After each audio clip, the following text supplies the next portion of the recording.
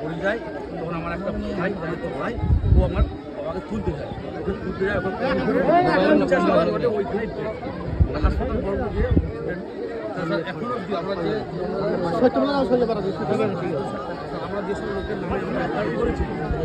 সেই সব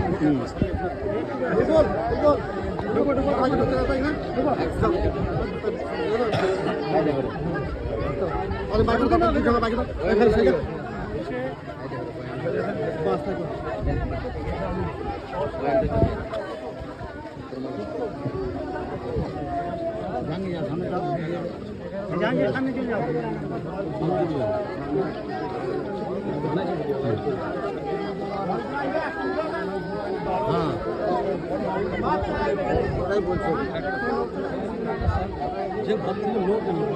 ঘরে শিফট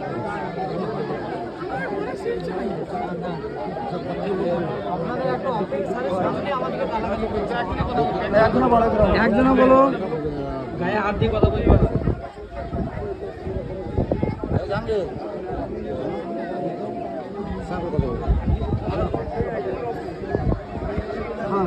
হ্যাঁ স্যার আপনি বলে যাবো তো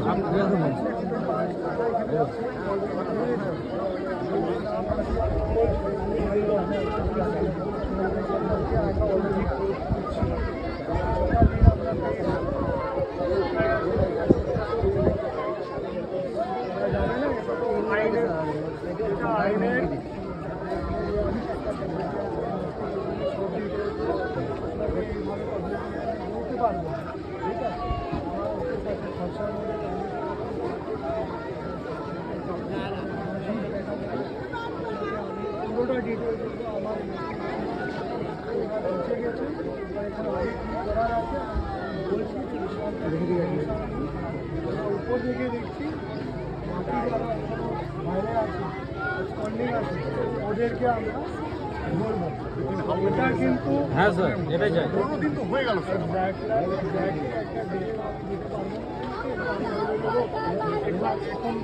যেন শাস্তি পায় এটাই চাই আপনাকে মিথ্যা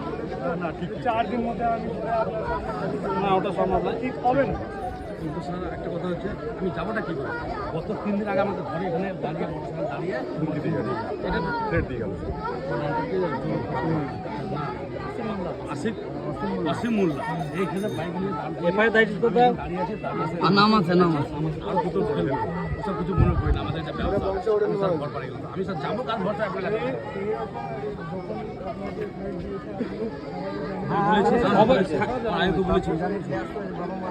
জেনারেল রাইডে করতে পারতো কথা যাওয়া আসা করতে হচ্ছে যারা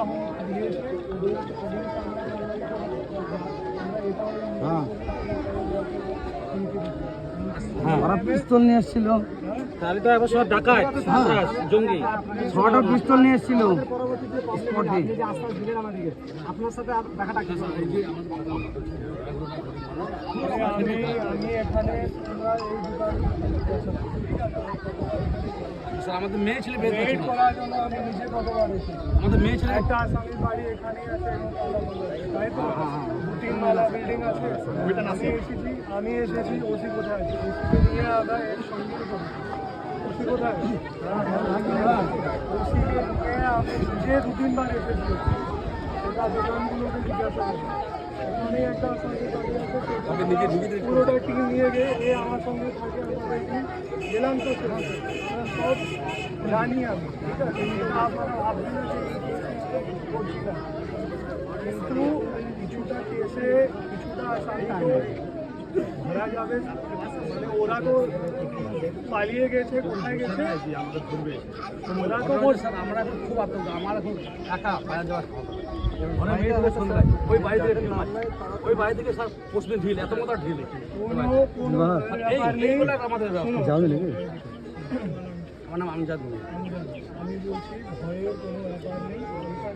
পুলিশ আছে আমরা পুলিশ গার্ড দিয়ে দেবে তবে ঠিক আছে কাম করতে হবে করার আছে সেটা আমরা করবো যে আগে হুমকি দিয়েছে ওরা কিন্তু কার্ড দিয়ে বসে আছে এইভাবে প্রশাসন দায়িত্ব নিচ্ছে ঠিক আছে আমাদের কোনো প্রবলেম হলে পরবর্তীতে আমার অফিস চান্দু চান্দু চান্দু